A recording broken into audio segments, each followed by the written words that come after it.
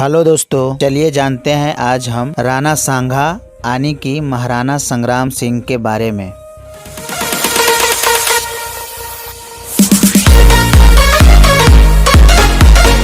राणा सांगा 1509 ईस्वी से 1528 ईस्वी तक उदयपुर में सिसोदिया राजपूत राजवंश के राजा थे तथा राणा रायमल के सबसे छोटे पुत्र थे। महाराणा संग्राम सिंह महाराणा कुंभा के बाद सबसे प्रसिद्ध राजा थे। मेवाड़ में सबसे महत्वपूर्ण शासक इन्होंने अपनी शक्ति के बल पर मेवाड़ साम्राज्य का विस्तार किया और उसके तहत राजपूताना के सभी राजाओं को संगठित किया। रायमल की मृत्यु के बाद 1509 में राणा सांगा मेवाड़ के महाराणा बन गए। सांगा ने अन्य राजपूत सदस्यों के साथ सत्ता का आयोजन किया। राणा सांगा ने मेवाड़ में 1509 से 1528 तक शासन किया, जो आज भारत के राजस्थान प्रदेश में स्थित है। राणा सांगा ने विदेशी आक्रमणकारियों के विरुद्ध सभी राजाओं को एक किया। राणा सांगा सही मायने में एक वीर योद्धा व शासक थे, जो अपनी वीरता और उदारता के लिए प्रसिद्ध हुए। इन्होंने दिल्ली, गुजरात व मालवा मुगल बादशाहों के आक्रमणों से अपने राज्य की रक्षा की। उस समय के वह सबसे शक्तिशाली राजा थे। फरवरी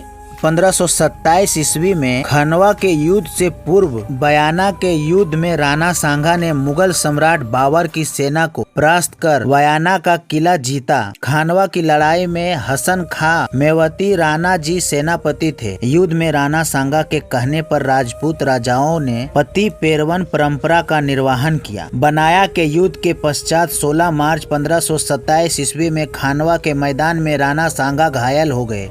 ऐसी अवस्था में राणा सांगा जी को युद्ध मैदान से बाहर निकलना पड़ा और उनकी जगह उनके परम मित्र राजा राणा अज्जा झाला ने ली।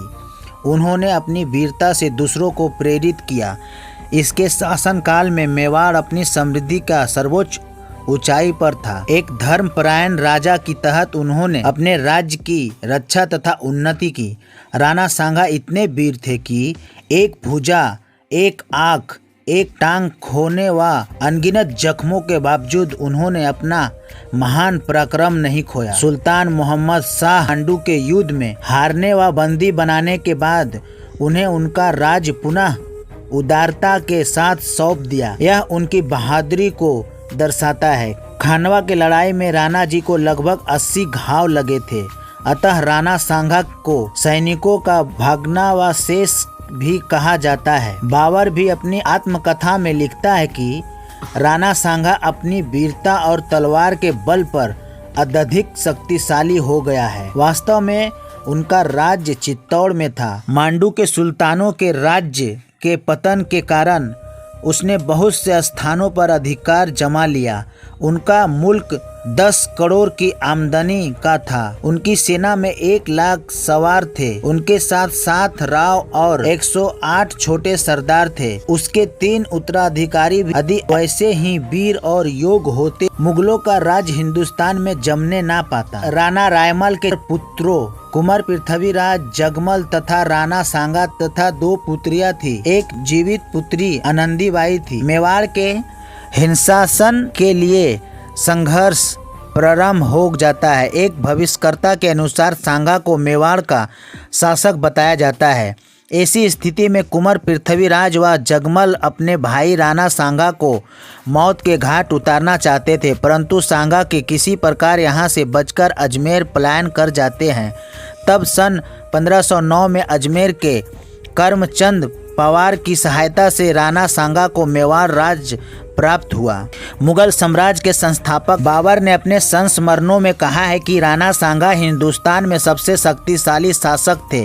जब उन्होंने इस पर आक्रमण किया और कहा कि उन्होंने अपने वीरता और तलवार से अपने वर्तमान उच्च गौरव को प्राप्त किया। 80,000 घोड़े उच्चतम श्रेणी के 7 राजा, 9 राव, 104 सरदारों व रावल 500 युद्ध हाथियों के साथ युद्ध लड़े। अपने चरम पर संघ युद्ध के मैदान में 1 लाख राजपूतों का बल जुटा सकते थे। मालवा, गुजरात और लोधी सल्तनत की संयुक्त सेनाओं को हराने के बाद मुगलों पर अपने जीत के बाद वह उत्तर भारत का सबसे शक्तिशाली राजा बन गए। कहा जाता है कि सांगा ने 100 लड़ाइयाँ लड़ी थी और विभिन्न संघर्षों में उनकी आंख तथा हाथ और पैरों हो गए थे।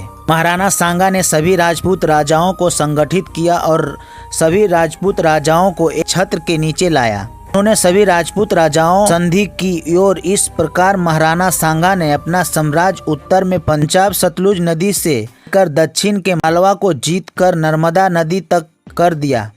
पश्चिम में वे सिंध नदी से लेकर पूर्व में वायना, भरतपुर, ग्वालियर तथा अपना राज्य विस्तार किया। इस प्रकार मुस्लिम सुल्तानों की 150 वर्ष की सत्ता के पश्चात इतने बड़े क्षेत्रफल हिंदू साम्राज्य कायम हुआ। इतने बड़े क्षेत्र वाला हिंदू साम्राज्य दक्षिण में विजयनगर साम्राज्य ही था। दिल्ली सुल्तान इब्राहिम लोदी को खतौली व वाड़ी के युद्ध में 2 बार परास्त किया और गुजरात के सुल्तान को हराया व मेवाड़ की तरह बढ़ने से रोक दिया। बाबर को खानवा के युद्ध में पूरी तरह से राणा ने परास्त किया और बाबर से बनाया हुआ दुर्ग जीत लिया।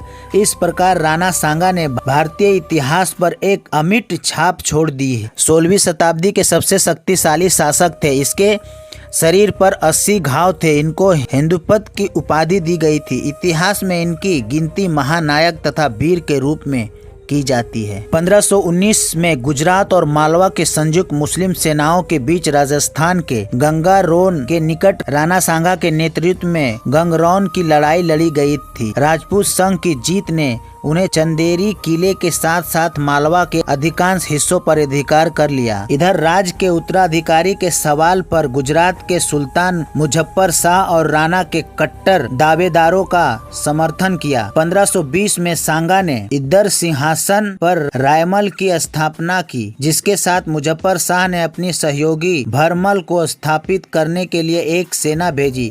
सांगा खुद इधर पहुंचे और सुल्तान की सेना को पीछे कर दिया गया। राणा ने गुजराती सेना का पीछा किया और अहमदाबाद के रूप में सुल्तान की सेना का पीछा करते हुए गुजरात के अहमदनगर और बिशननगर के शहरों को जीत लिया। केवी कृष्णा राव के अनुसार राणा सांगा बाबर को उखाड़ फेंकना चाहते थे, क्योंकि वह उन्हें भारत के एक विदेशी शासक मानते थे और दिल्ली और आगरा पर कब्जा करके अपने क्षेत्रों का विस्तार करने के लिए राणा को अफगानों के नेता हसन खां मेवाती और मृतक सुल्तान इब्राहिम लोदी का भाई महमूद लोदी ने राणा सांगा का समर्थन किया। राणा ने 21 फरवरी 1527 मुगल अग्रिम पहरे पर हमला किया और इसे खत्म कर दिया। बाबर द्वारा भेजे गए पूर्ण मूल्यांकन समान भाग से मिले। हालांकि 30 जनवरी 1528 को सांगा की मृत्यु कल्पी मध्य प्रदेश में हुई, जो कि अपने ही सरदारों द्वारा जहर देकर मारा गया था, जिन्होंने बाबर के साथ लड़ाई को आत्मघाती बनाने के लिए नए सिरे से योजना बनाई थी। यह सुझाव दिया जाता है कि बाबर की तोपें नहीं थी। हो सकता है कि सांगा ने बाबर के खिलाफ ऐतिहासिक जीत हासिल की हो, इसलिए प्रदीप बारुआ ने ध्यान दिया कि बाबर के तोपों ने भारतीय युद्ध में पूरी प्रवृत्ति को समाप्त कर दिया था।